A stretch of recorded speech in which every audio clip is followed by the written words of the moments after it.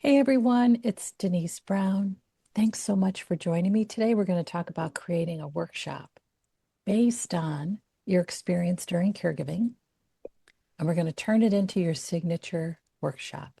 So here we go. I want to mention we're recording this live on a Saturday morning, and I so appreciate those who are joining me. All right.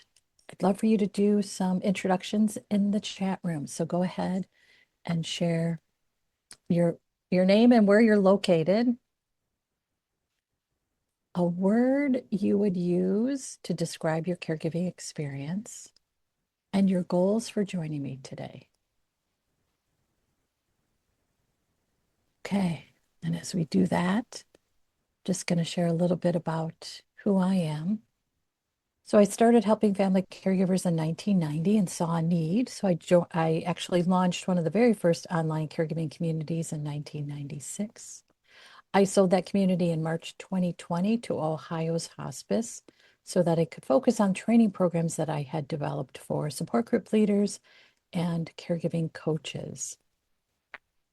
I began presenting in 1999, and I cared for my parents. I cared for my dad for just almost 20 years. During that time, I also cared for my mom, and I cared for her for just about 8 years. My brother died a year before my mom died, and then his wife died a year after my dad died. Okay. So as you're thinking about our time together, you might be thinking, well, why is a workshop a good idea for family caregivers? So I'm going to tell you about that. I'm going to share a framework that you can use, obstacles that you might encounter, because the way to success is to overcome obstacles, and then some next steps for you. I love delivering workshops. And I was thinking about why. And it's because it's a conversation. When you're delivering an effective workshop, it's a conversation. And there's nothing better if you're going to do work to serve and support family caregivers than having a conversation.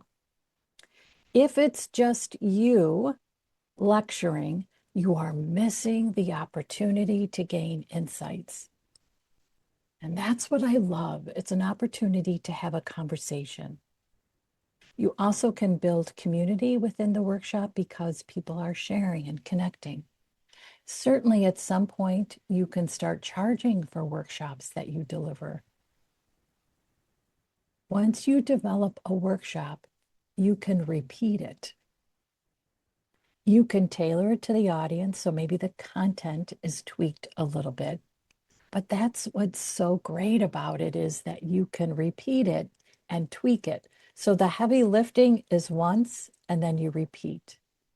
I also like that we need Zoom and a PowerPoint. How fabulous is that? You might need a room with a little bit of equipment if you're doing in person.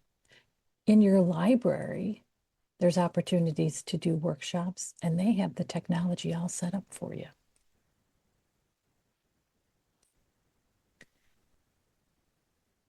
The conversations give you insights into the marketplace. And if you're going to serve and support family caregivers, you want to be able to offer insights into what's the real life, real time experience of family caregivers. Thanks to those who've shared their introduction in the chat room. So, Carolyn and Michael, good to have you with us. There's a few others who are with us this morning, and they're going to get into their introduction in just a few minutes once they get settled. Something else that I think is so interesting is we talked about how workshops are repeatable, but they also build out into other opportunities like a book, a course, a program. You also can use a workshop as a lead generating activity. For instance, I'll show you before we close today what my offer is, and I'm using this opportunity for you joining me as a workshop joining me during a workshop to share what an offer is. So you can do the same. You can have a free workshop that includes an offer at the end. Okay. So when I think about a caregiving experience, I look for images to show what it can feel like. And this one stands out to me because it felt like this when I was caring for my parents. There'd be a wave, I'd get swallowed up, I'd come up for air, and I'd think, oh, I got through it. And then there'd be another wave. I'd come up for air and think, oh, I got through it. And then there'd be another wave. This idea of this constant, oh, I'm okay. Oh, no, there's another one was really difficult to manage. And some of you have shared some of the one word descriptions you have for a caregiving experience. And I'll tell you what they are. So supportive, emotional, and hopeful. Oh, you guys are doing so much better in terms of evolved human beings than I am because mine would be drowning, gasping. That's how it felt for me. So good for you. You guys have figured it out, which is actually really awesome for your workshop because that's what we're looking toward, where you get to the other side. Because what you're going to do is help people get to the other side. If we think about it from the perspective of caregiving gives us terrible moments, terrible days, terrible situations. When we're in the middle of this, for instance, being swallowed up by the wave, our question is, how? How do I get through this? And that's the answer you want to offer in a workshop. What we're going to do is a little bit of an exercise for you to connect to a time that was really challenging for you because there's something that you did during that challenging time that led you to feel better. And what you did, how you coped, becomes what you want to educate others about.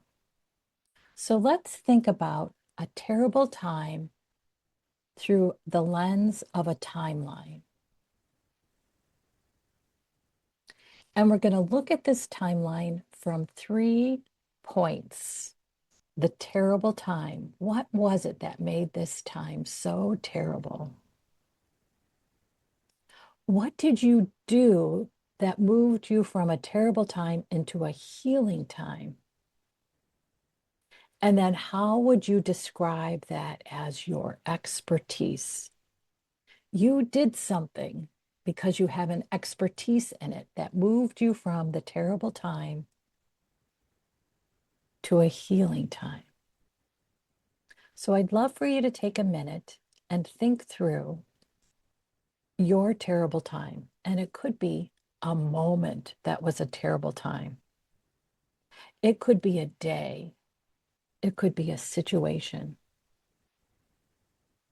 And think about the moments that stand out to you during that terrible time and map it out on a timeline.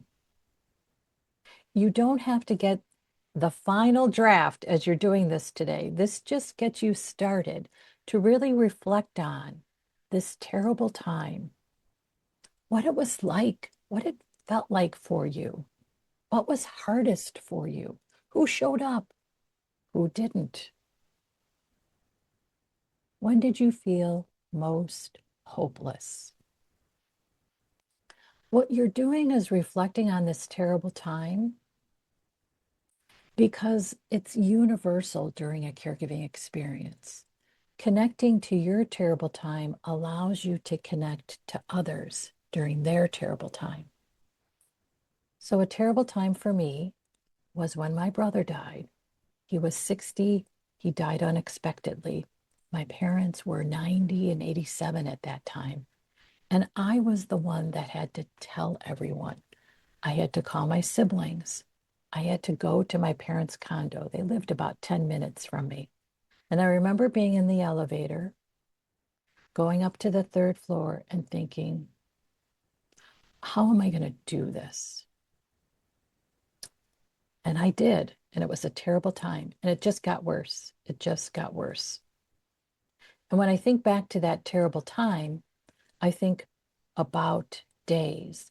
The day my brother died, the day we started doing funeral planning, the day of the funeral, the day after the funeral. We had made it through the funeral. I brought my parents back to the condo. It was a terrible day. And I said, we're all going to take a break tomorrow and no one's going out. My parents agreed.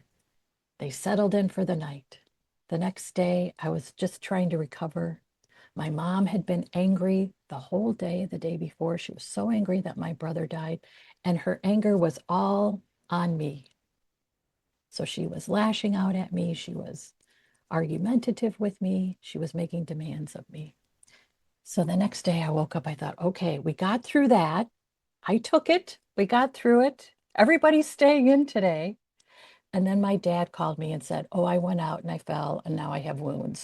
Okay, so then I had to go to their apartment and do wound care. My dad had in his mind thought they needed milk. They lived across the street from Trader Joe's. He went to Trader Joe's, got a gallon of milk, and then tripped on a rug in the lobby of their condo building. And that was it for the milk. That was it for my day. That was it for his day. And then it was wound care. So, how do we get through that? Where again, it's like, oh, I got through this wave that swallowed me up. Oh, I'm up for air. Oh, no, I'm not up for air. For air. Okay. And what's interesting is I do think you are here. You are here because you figured out a healing time.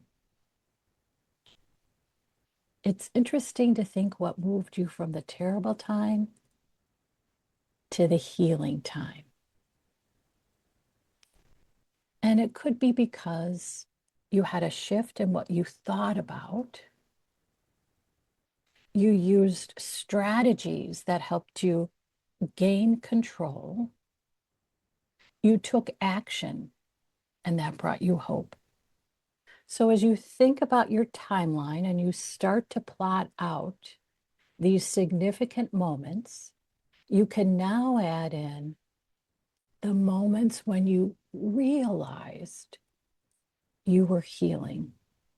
And here's the other thing, it could just be time. So you had a terrible time. Time helped you move into a healing time. And what's interesting about that as a workshop is you help people during that time. They're between a terrible time and a healing time. How do you help them with that time?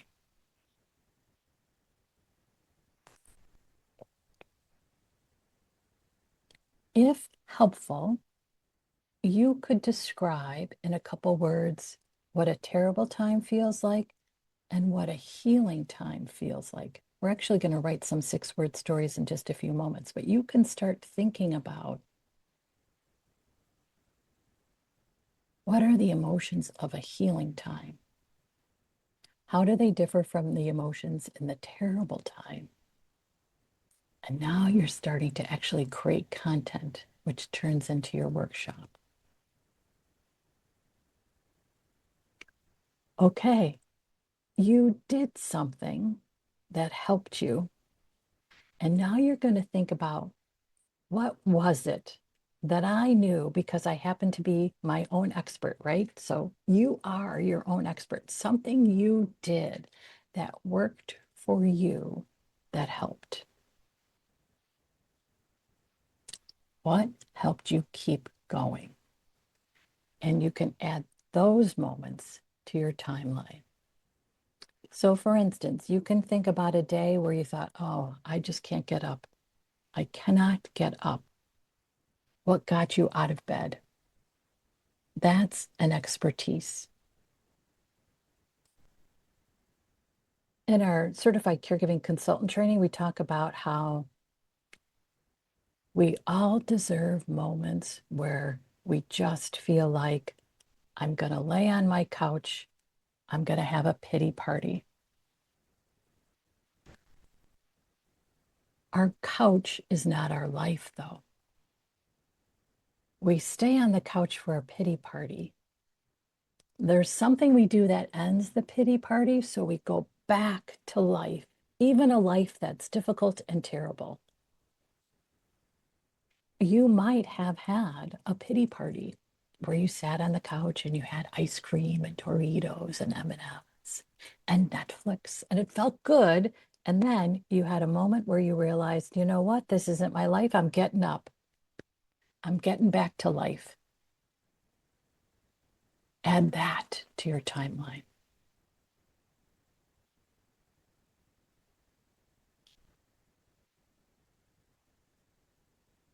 Okay, let's start writing. So in the chat room, I'd love for you to write 2 6-word stories. And for those of you who are watching the archive, go ahead and write your 6-word stories and share them in the comment section if you'd like. So I've given you some examples of what the 6-word stories can sound like. So here's the first one. Describe your terrible time in 6 words or less. So here's one of mine. They left me alone. I cried. If I wanted, I could add in so and take out the semicolon. They left me alone, so I cried. This second 6-word story is really about insights I gained from my conversation with family caregivers. Lack of guidance utterly overwhelms.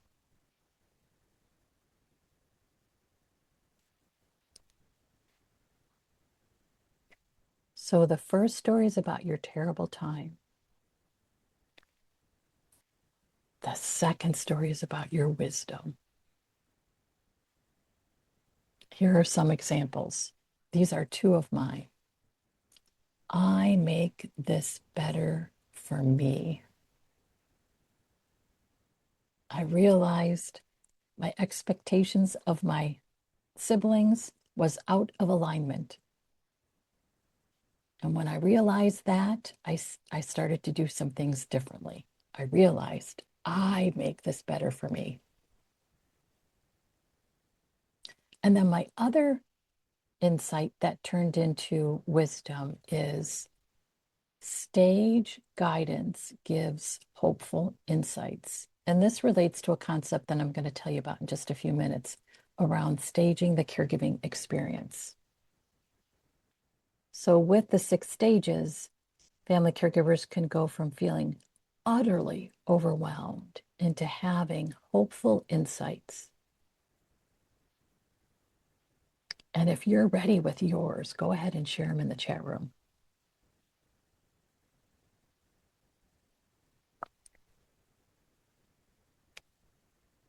I am drinking water and coffee. Okay.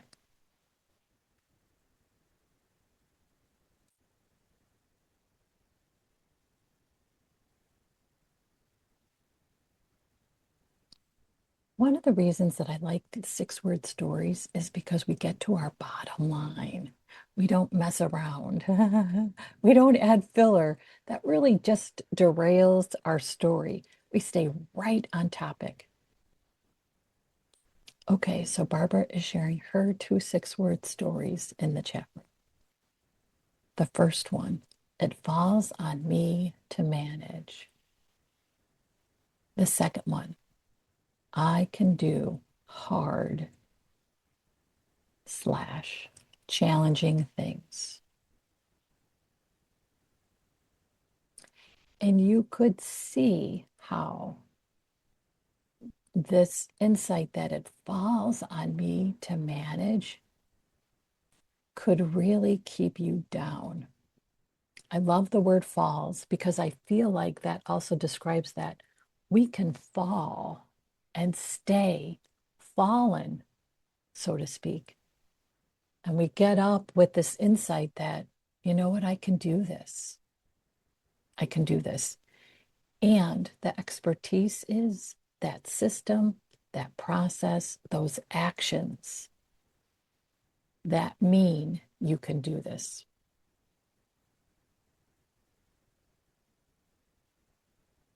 Okay, keep working on your stories.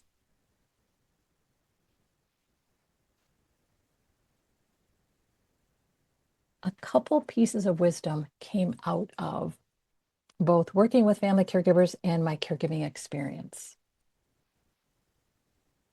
The first one is every worry needs a plan. That is what gets me through a terrible time. If I'm in a terrible time, I am worrying. And when I pivot to every worry needs a plan, then I think, oh, I just need to ask for help. I just need to talk this out. I just need to brainstorm ideas. I just need to Google some ideas. I just need to do a little research. I just need to take a walk. And the other one is a good question becomes a helpful coping strategy. And I figured this one out in a situation that was business related, not necessarily a personal caregiving experience, but I had someone in our space was using my content without my permission. And I asked him to not do that, and he wouldn't. And then I had to hire an attorney who asked him not to do it, and he wouldn't. And then his attorneys, he had hired attorneys to harass me so I would leave him alone, I guess. His attorneys told him not to do that, and he wouldn't. And finally, I decided, you know what, I'm going to do something about this. I filed a complaint with Google and they removed all the infringing content from his website. And then they actually removed his website from search results. Like it was bad. And what I did to cope when there were months of this situation where his attorneys were saying horrible things. My attorney was saying, I'm not going to tell you what they say because it would make your head explode, but let's just stay on focus, on target, on track. And what I would do is take a walk and think, what's a question I can ask about this situation that will help me feel better? So as I walked, I asked the question in my head, in what wonderful, lucrative way will this situation work out for me? That made me feel better. And then guess what? It did work out in a wonderful, lucrative way. I actually came out with money out of that situation, if you could believe that. So that turned into the Sunday question. So, Michael, you read the Sunday question and the podcast that goes with it. So every Sunday, I ask a question that can become a helpful intention. And because that situation worked out so great, because I asked this question in my head as I was taking a walk, I thought, that's going to help me in other terrible times. And sometimes every worry needs a plan turns in the plan to ask a good question. And the other piece of insight I gained was that I can take a word and write about it, relate it to a caregiving experience, and feel better for the writing. So those are caregiving comforts that I write and record a podcast about on Mondays. I like to take a word. We've been doing this today. I like 6 words. Sometimes I like one word. So one word that is just a common word. You wouldn't think anything of it. And then I write about it from the perspective of caregiving. That makes me feel better. So one word can inspire comforting writing. One word.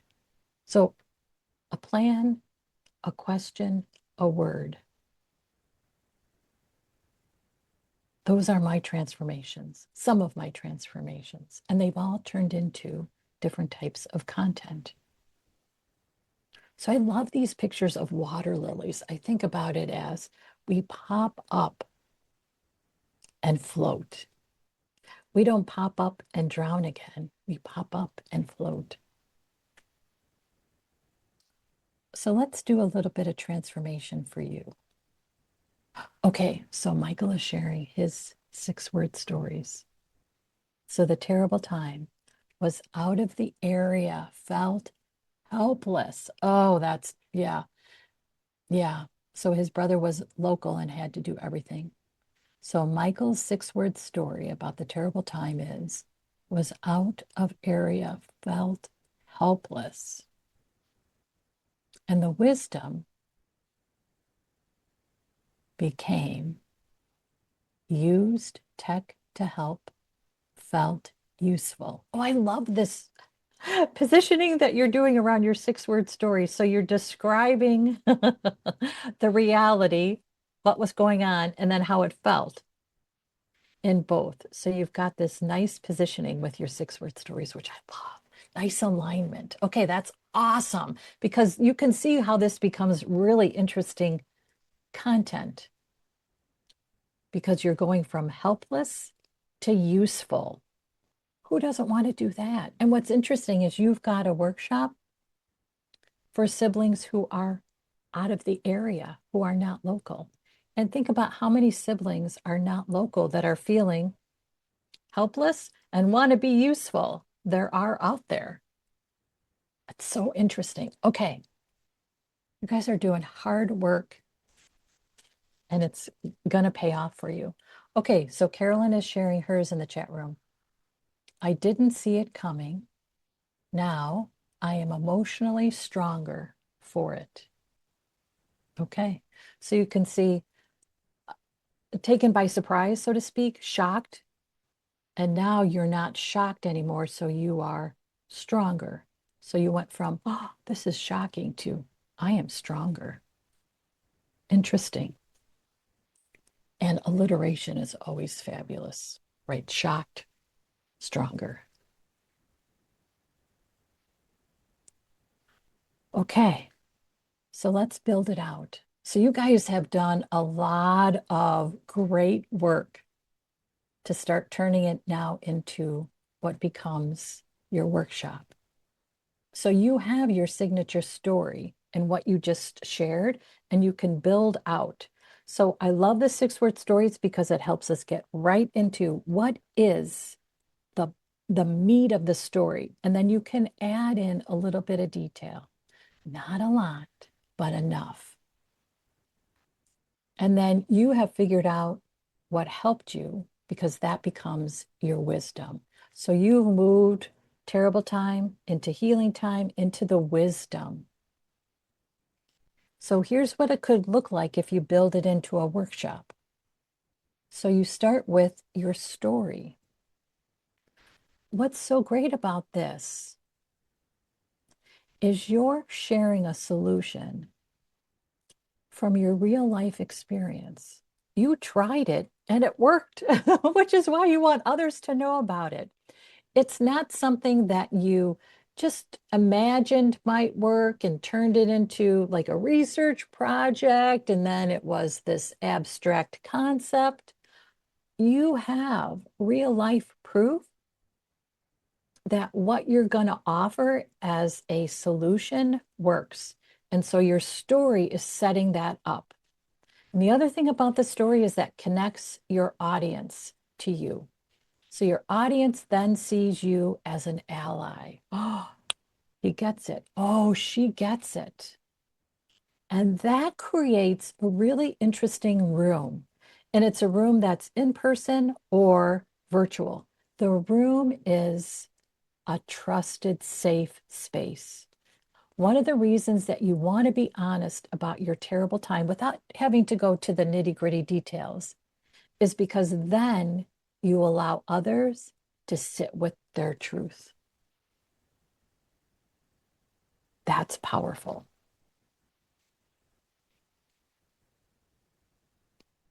So you set up the problem with your story.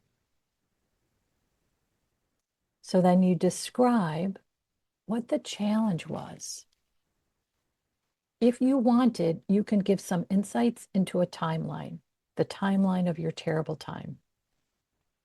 When I told the story about my brother's death, I shared a little bit about the timeline. He died. We planned the funeral. We had the funeral. I thought everything was okay for 24 hours. Oh no, my dad fell. And then Once you have defined the challenge, you move the audience into the solution.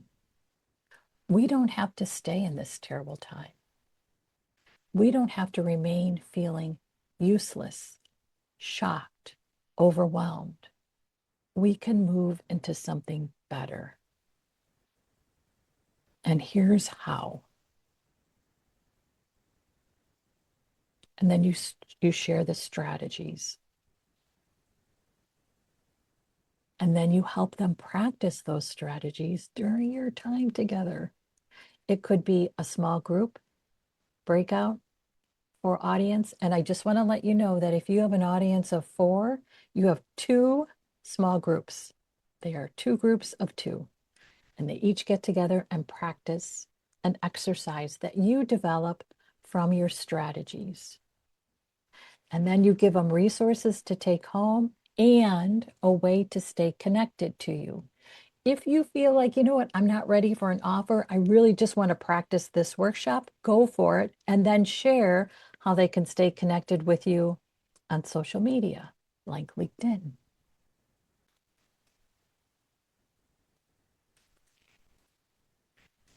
Okay, so Elena is sharing her 6-word stories. The first one, I felt like a yo-yo. That's the terrible time. The second 6-word story, learned how to juggle time. And who doesn't want to learn how to juggle time?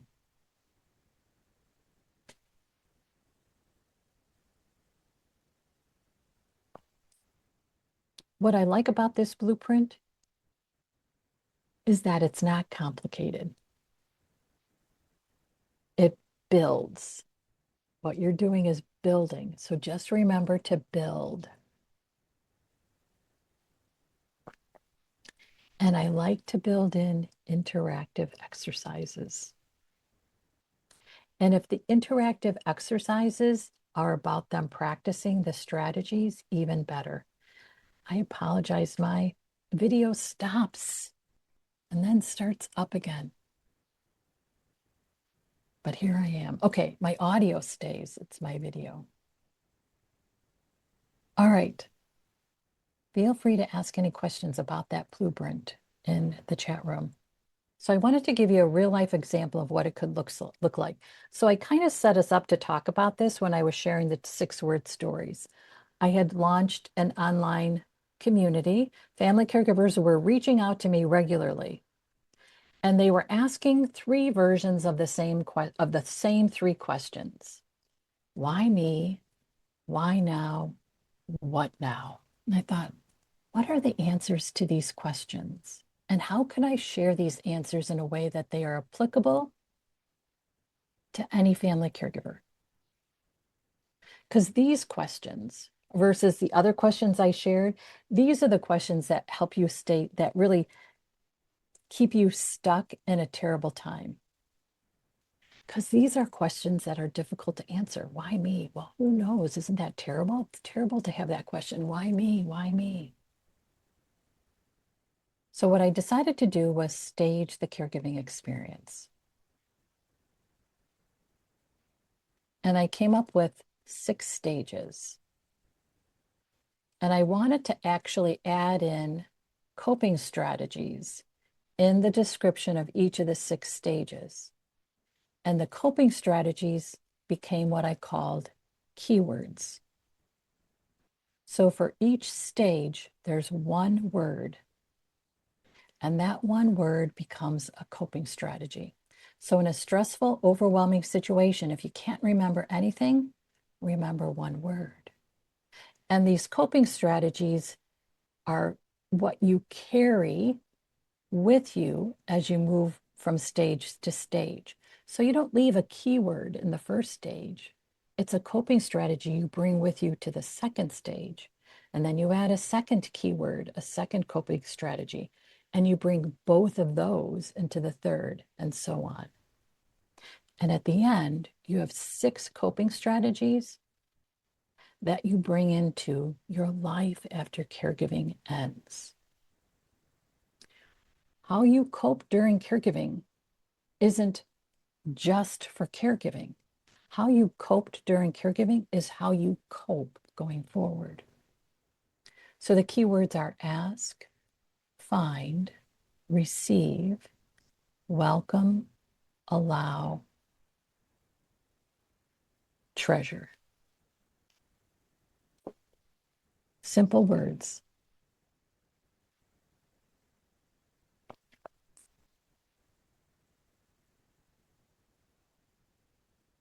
I asked family caregivers for feedback about this concept. I first posted it online in 1997. It was 4 stages when I first started. Their feedback helped me realize, oh, I missed 2 stages, and also conversations that I had with family caregivers that I knew. Then when I had the 6 stages, I thought, well, I'm going to start presenting this. So I submitted a proposal to present at the American Society on Aging annual conference. I got selected. I presented. Someone in the audience saw it and said, I'd love for you to deliver this as a keynote at our upcoming conference. And that's how I got my first gig.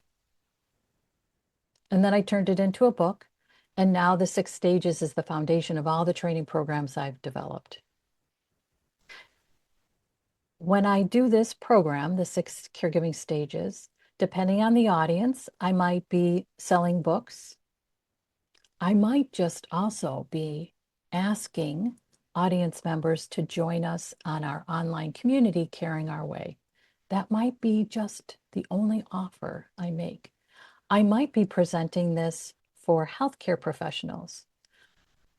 This workshop is approved to provide continuing ed units for nurses and social workers and other healthcare professionals. And for them, I might try to enroll them in other training programs. So depending on the audience, my offer might change. Depending on the audience, my focus might change. If I'm doing the 6 caregiving stages for spousal caregivers, that's different than what it might be for those who are caring for aging parents or those who are caring for children. So I can tweak and tailor it. The keywords always stay the same.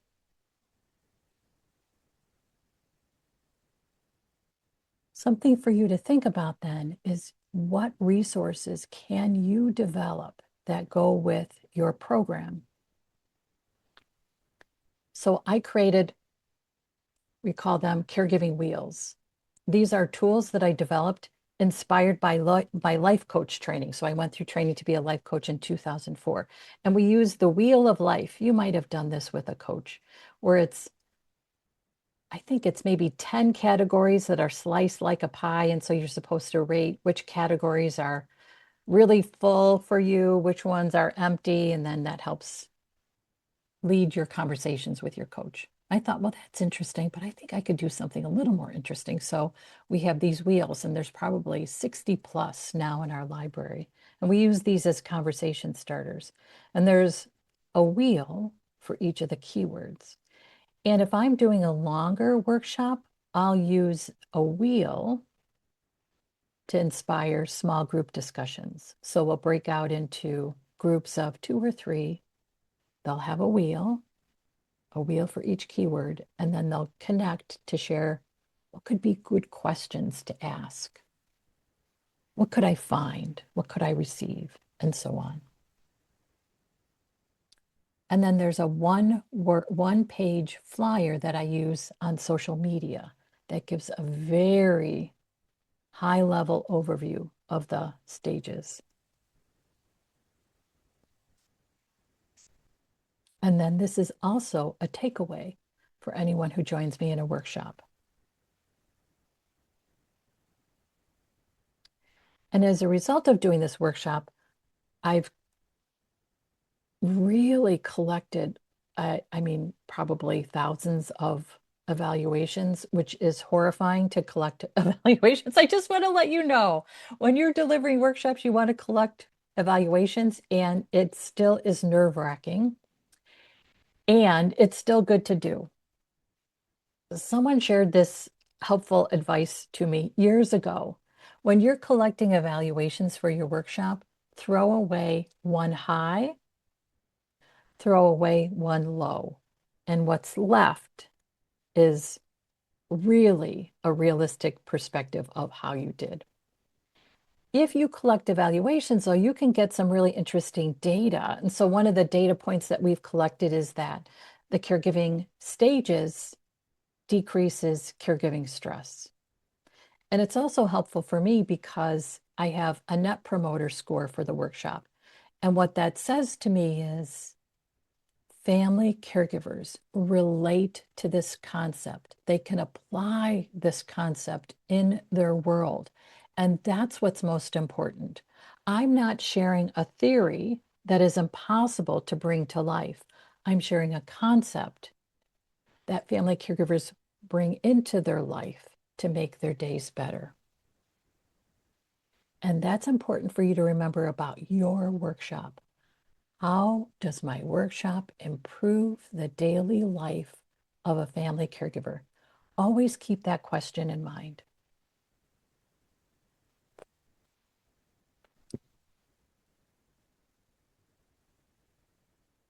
So I told you that you can evolve a workshop into more. And again, now the 6 stages is a book. The 6 stages is the foundation for all the training programs. And it's really helped me think through and develop our program for caregiving coaches, which is our certified caregiving consultant training program. And interestingly enough, one of our participants in the training, who's going through the training right now, is also in a current caregiving situation. And her insights about the 6 stages have visibly lessened a load on her. It's very interesting. When she first started joining what we have are called study halls, we meet every week to talk about the material, you could see the stress.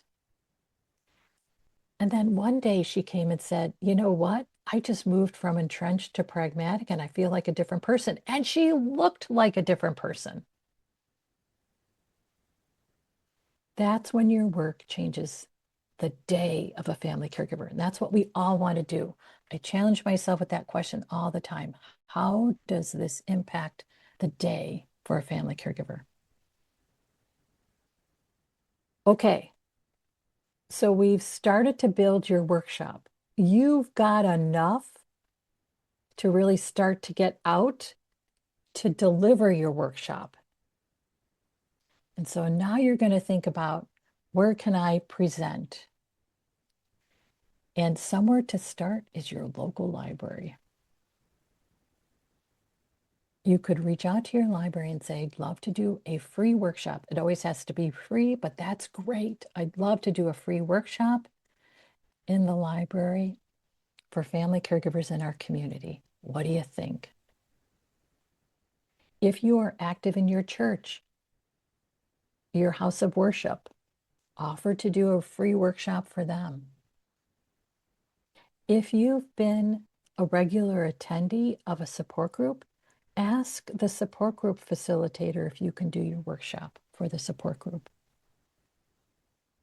You also could do a mini workshop on social media. You could do a Facebook Live, and it could be like 15 minutes of your workshop.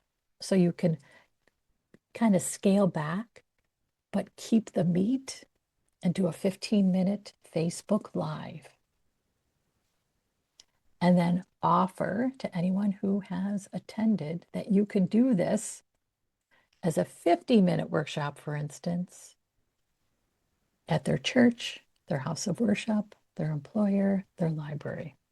Online, you could use that 15-minute smaller bite to invite whoever watches that Facebook Live to join you for a 50-minute workshop on Zoom that you promote and host. Those caregiving wheels that I showed you, CCCs use them all the time on social media to start a conversation and then to invite who's ever watching live or whoever is commenting into a longer workshop or program or course. Anytime you do something like this, you are going to have thoughts that you think, oh, I don't know if I should be doing this. So here are, I think, some common thoughts that can turn into a brick wall, and you think, I can't get over this. And one of them is, but I'm not an expert. But we just figured out that you are. That's why we did this. You are an expert in your own situation. You moved out of your terrible time. That's expertise. And you might think, I don't know if I'm ready for public speaking. Just start small. And again, a workshop with two is a workshop. If you have two audience members, you have a workshop. And that's the best way to start. Start small and then build it out. The best way to start is small. And again, if no one comes, it's okay. Let's say you decide to do a Zoom meeting and no one comes, still record your workshop and post it online. Put your work out there. It's the only way people will engage with your work is if it's out there. If it stays in here, in your head, it's very difficult to engage with it. Put it out there. And you've got your structure with the blueprint.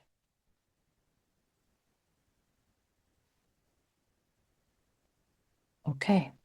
I just read on LinkedIn today that the best time to do really great work to reach people and enroll people is December. And we're doing this December 6th. So you're right on time. So this week, work on your framework. Think through 3 places where you could present and then reach out to one. Start to do it. You've met with me today to do the work, right? So you've done this work rather than sitting with it. Now do the next bit of work.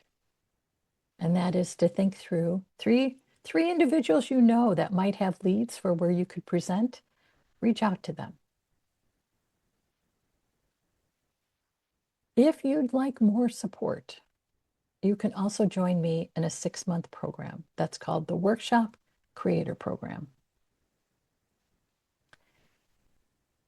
And we go through with monthly calls, putting together your workshop. And then we're going to, oh, you know what? This is our second cohort. We have another cohort that's going to be presenting in February. This cohort that you can join, we will present at a virtual event in June. So we're going to take 6 months, and in the 6th month, you're actually going to present your workshop. We're going to get a little deeper into the steps that we talked about today, and we're also going to have practice sessions, dress rehearsal, so that when you present in June, you've already presented to your cohort. You've practiced. So you would join a cohort of others who have their own expertise that they're turning into a workshop. So you have a group that supports you, including myself. We begin right after the holidays. We meet monthly, and the first time we meet is January 6th. So we're meeting monthly on the first Tuesday at 7 p.m. Eastern Time. And here's what it looks like month to month. We're going to do a little more work around your unique message. You actually have a workbook that will help you dig deeper into it. We're also going to talk through how to make sure you have peace about your story. When you have peace with your story, you're at peace when another shares their story. And it's so important that when others in the audience share their story, you can peacefully receive it without those awful thoughts around, oh, I didn't do it that way. She did it better than I did. Oh my gosh, this looks terrible that I don't know, that I didn't do it this well, and my audience member is doing it so much better. You want to be at peace with your story, so you peacefully receive someone else's story. And when you are peacefully receiving, you are receiving without judgment, without guilt, without worry, without doubt. That's really important for a workshop presenter. I think sometimes what's missing in other programs about how to really deliver an effective workshop is the work we do as a presenter. We want to be in a good space with our story. And so we work on that in this program as well. And I just love the idea that you're also going to create a workbook, just a simple tool that's part of your workshop that then becomes what you can build out. So at the end of this 6-month program, you've presented to an audience. So you're going to get evaluations from the audience, which helps you with testimonials and insights about your presentation. And you're also going to have a workbook. It's just a simple tool, but it helps as you're building out this expertise into more. Your workshop during our event in June is going to be 25 minutes. I have been doing events for a long time, and I have finally figured out that 25-minute workshops are awesome. Like, that's the way to go. I started doing 25-minute workshops probably 4 years ago when we were doing virtual events, and it has been a home run since then. That's where you want to start. So you're going to deliver a 25-minute workshop, but in the program, you're going to create a 50-minute one, but you're going to scale it back. And now you know how to tweak and refine so you have options. That's really powerful. So your investment is $500. If you want, you can pay it off in 2 payments of $250. You want to make sure that you enroll before we start January 6th. If you are also thinking, I wonder if this is right for me because I want to start a small business, you also can enroll in our training to be a caregiving coach, which is our certified caregiving consultant training. And this workshop creator program is free. So if you do both, our consultant training and our workshop creator training, you then have a workshop that becomes lead generating for your business as a caregiving coach. And you'd want to enroll in our consultant training before January, on or before January 2nd. And then you have a workshop to help with leads for your coaching business.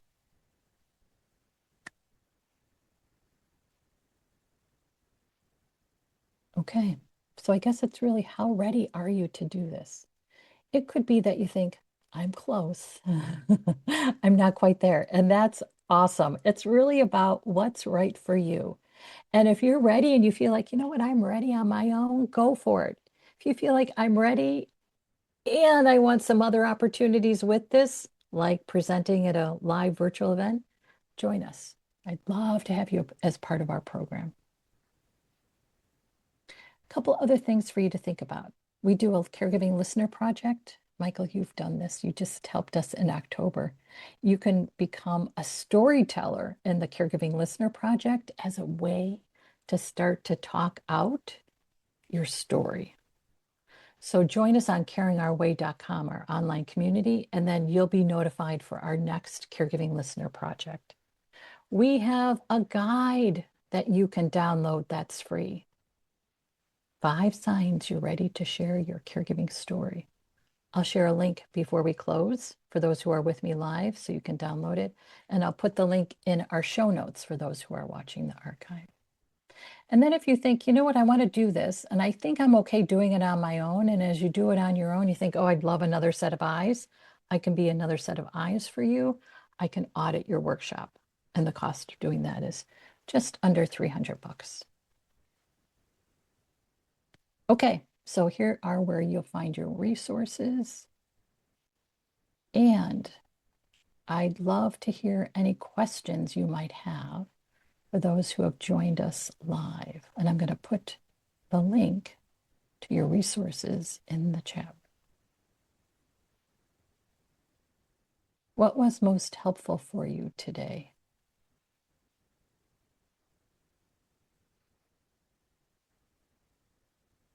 Okay, I just put the link to the resources.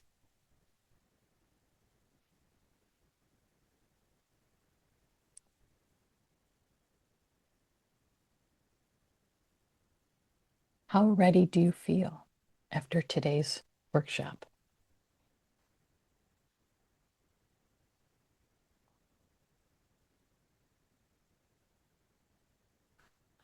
Okay. So Barbara is sharing in the chat room. Good morning, Barbara. Good to see you. She's sharing. I like things simplified. Yeah, I do too. And this does a great job of that. I'm inspired. Thank you for bringing up simplified. A caregiving experience is very complicated and complex. We manage, navigate, and advocate within 19 caregiving systems. Think about how complicated and complex that is. One thing I challenge myself with is also how simple is my solution to implement when someone is really stressed out and overwhelmed. So I have that question that I ask, how will this make a family caregiver's day better? And the other question is, how simple is this to to implement during a really difficult, overwhelming time? Simple solutions for family caregivers is very important. And if you think about some of the solutions that I shared today that I've created, they're pretty simple. 6 words, 6 word stories, 1 word writing. Every worry needs a plan. A good question.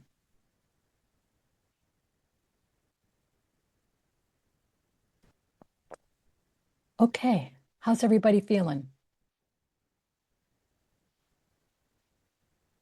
Okay. I see smiles and nods, which is always good. Always good to see smiles and nods. Okay, so Carolyn is sharing. I enjoyed everything. What stands out are the common obstacles. In the past, I was stuck in my head. I can move ahead in peace. Yes. If it's in our head and we're stuck with it, that's another version of a terrible time, honestly. And it is just an awful feeling of being paralyzed because you're so stuck in your head. And I have found that the best way is to get out of my head, which means that I put work out into the world that people sometimes tell me isn't good. That I think, oh my gosh, as I'm experiencing this, oh, this isn't good. But the only way I know how to get it better is by putting it out into the world. And that's why starting small is the best way to begin. I am forever grateful that I was smaller when I made terrible mistakes because it was just in front of a little bit of an audience. And then as I got better, the audience got bigger. And then I was like, I'm ready for a bigger audience because I know I've tested this out. So if you're thinking, well, how do I test this out in front of a smaller audience? Just ask a group of friends to be your audience and give you really helpful feedback. You're getting out of your head and you're putting it out into the world. And then again, if it helps you, join our workshop creator program. It's so nice to have a group of people who are nervous like you are, worried like you are, and inspired by and like you. You inspire others when you show up to do your best work, and you will be inspired by others who are doing that too. Okay, we're at time. We're going to close right on time. Thanks everybody for joining me on a Saturday morning in December. I so appreciate it. It was fun connecting with you, and I so appreciated all the work that you guys did this morning. So keep going. If you have any questions, you are free to reach out to me. My email is denise@caringourway.com. You can also join our community and send me a private message. Okay, and thanks for those who are watching the archive. Bye-bye.